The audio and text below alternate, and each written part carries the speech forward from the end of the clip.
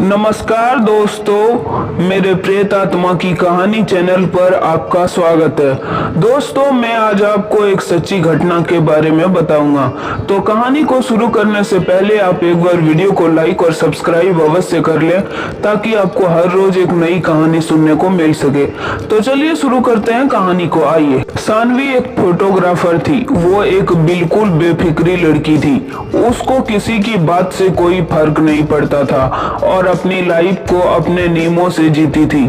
सभी लोग को उसका ये बिंदास एटीट्यूड बहुत पसंद आता था। जो भी पैसे वो अपने फोटोग्राफर से कमाती थी, वो सब पैसों को पहाड़ियों में नई नई जगह घूमने में लगा देती थी।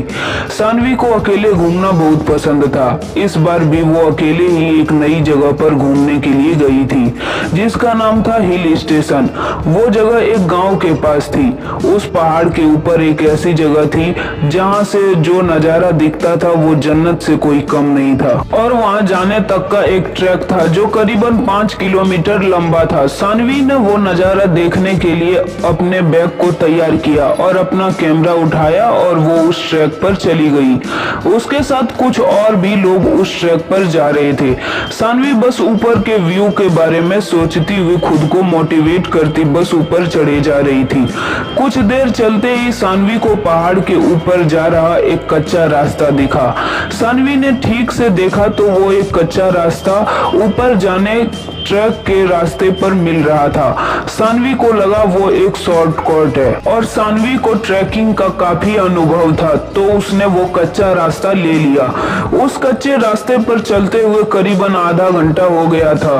तब तक उसे ट्रैक वाले रास्ते पर पहुंच जाना चाहिए था, पर वो तो पहाड़ के किसी घने जंगल में आ चुकी थी।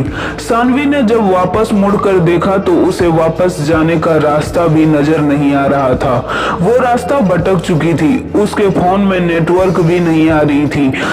अब सानवी थोड़ा परेशान होने लगी थी। अपनी किस्मत को कोसती हुई सानवी अब सही रास्ते खोजने लगी थी। भूख के मारे उसकी जान निकले जा रही थी कि तभी उसके सामने कुछ ऐसा आया जिसे देखकर उसे अपनी आंखों पे यकीन ही नहीं हो रहा था। उस वीराने के बीच एक बहुत ही सुंदर कैफे बना था और उसी कैफे से एक पक्की सड़क भी मिली थी। सानवी की खुशी का कोई ठिकाना नहीं था। वो जल्दी दौड़कर उस कैफे की तरफ गई और अंदर चली गई। कैफे जितना बाहर से सुंदर था, उससे कई ज्यादा सुंदर अंदर से था कैफे। अंदर बहुत ही अच्छी डेकोरेशन थी और कुछ लड़के लड़की वहां बैठकर हंस खेल रहे थे। वो कैफे परफेक्ट था। सानवी सब कुछ भूल गई थी। फटाफट से टेबल पर बैठ गई और तभी एक वेटर आया। उस वेटर ने जैसे ही मेन्यू कार्ड टेबल पर रखा, सानवी की नजर उसकी कलाई पर पड़ी। उसकी कलाई पर जलने का निशान था। तब तक सानवी उस घाव को ठीक से देख पाती। उस वेटर ने उस घाव को ढक लिया। सानवी को कुछ ज्यादा भूख लगी थी और इसीलिए उसने जल्दी से अपने खाने का ऑर्डर दे दिया। ऑर्डर करने के कुछ ही समय में सानवी को लगा उसे फ्रेश होकर आ जाना चाहिए, तो वो उठकर वॉशरूम की तरफ जाने लगी। वॉशरूम के रास्ते पर हंसते खेलते लड़कों लड़की के टेबल भी थे। तभी उसने देखा कि उनमें से एक लड़के के सर पर एक घाव था और ये घाव ठीक उसी वेटर के जैसे ही लग रहा था। ध्यान से देखने पर सानवी को पता चला कि वैसे ही घाव उस टेबल पर बैठे हर इंसान पर है, किसी के चेहरे पर तो किसी के हाथ पर। सानवी उन घावों को देखने में इतनी गुम हो गई कि उसने ध्यान ही नहीं दिया कि वो हंसते खेलते लोग अब बिल्कुल शांत हो गए थे और वो सानवी को बहुत ही डरावनी तरीके से घूर रहे थे। सानवी को लगा कि शायद उसके ऐसे देखने पर वो लोग नाराज हो गए हो। वो सॉरी बोलकर वहां से सीधे वॉशरूम चली गई। वॉशरूम में मुंह धुलते हुए वो उन घाव के बारे में सोच रही थी। मुंह धुलने के बाद जब उसने सर उठा के शीशे में देखा तो उसकी रूह कांप उठी। उस वॉशरूम के शीशे में वो वॉशरूम पूरा जला हुआ दिख रहा था। अचानक उसे बहुत जोर जोर से लोगों की चीख सुनाई दी, लेकिन ये सब कुछ थोड़ी ही देर बाद बंद हो गई और जब तक सानवी कुछ समझ पाती सब कुछ पहले जैसा हो गया।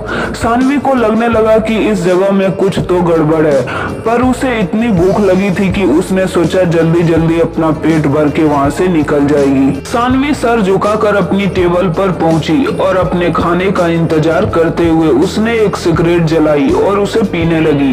सानवी ने सिगरेट का धुआं छोड़ते हुए देखा कि पूरे कैफे में बिल्कुल सन्नाटा था और कैफे में मौजूद हर एक इंसान उसे ही घूर कर देख रहा था। उसकी आंखों में इतना गुस्सा था कि सानवी घबरा उठी। देखते ही देखते सबके चेहरे बदलने लगे और उसके शरीर बिल्कुल काले पड़ गए। वो वेटर जो सानवी से बहुत हंसकर बातें कर रहा था, अब सानवी की तरफ गुस्से में तेजी से दौड़ता हुआ आ रहा था। सानवी ने सहम कर अपनी सिगरेट को पानी के गिलास में डालकर बुझा दिया। सानवी को कुछ समझ नहीं आ रहा था और वो बहुत ज्यादा डर चुकी थी। इससे पहले वो कुछ कर पाती, उसने देखा कि वहाँ बैठे लोग जिनके शरीर काले पड़ रहे थे अब राख की तरह टूट रहे थे। ये देखकर डर के मारे सानवी की जान निकल गई और वो अपना सामान उठाकर जैसे तैसे उस कैफे से बाहर भागी। और जब उसने वहाँ से निकलकर पीछे मुड़कर देखा तो वो खूबसूरत कैफे नहीं था बल्कि एक पुरानी जली हुई बिल्डिंग दिखी। वहाँ सानवी बिना कुछ सोचे बस रोड पर भागती गई। रोड पर भागते हुए उसे एक गाड़ी दिखी और उस गाड़ी में उसी एरिया में रहने वाला एक आदमी था। सानवी की ऐसी हालत देखकर उस आदमी ने उसे अपनी गाड़ी में बिठा लिया। सानवी ने उसके साथ हुआ हादसा जैसे तैसे उस आदमी को बताने की कोशिश की। सानवी को लगा था कि वो आदमी उसे पागल समझेगा, पर उस आदमी ने कुछ ऐसा कहा जो सानवी ने कभी सोचा भी नहीं था। उसने सानवी को बताया कि जिस जगह की वो बात कर रही थी वो कई साल पहले पुराना एक कैफे हुआ करता था।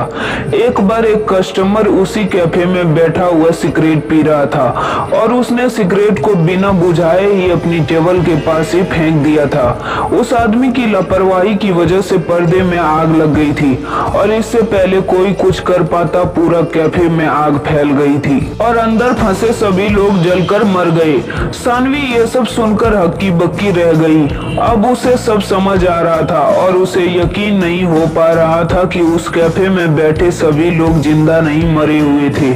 उस आदमी की बात सुनकर सानवी सोच रही थी कि वो बाल बाल बच गई, लेकिन सानवी को ये नहीं पता था कि उसके बगल में बैठे इंसान की गर्दन पर भी वैसे ही जले हुए निशान थे। अगले दिन उस एरिया के अखबार में खबर आई जिसमें लिखा था कि एक लड़की की उसी रोड पर एक्सीडेंट से मौत हो गई और उस लड़की का नाम सानवी था।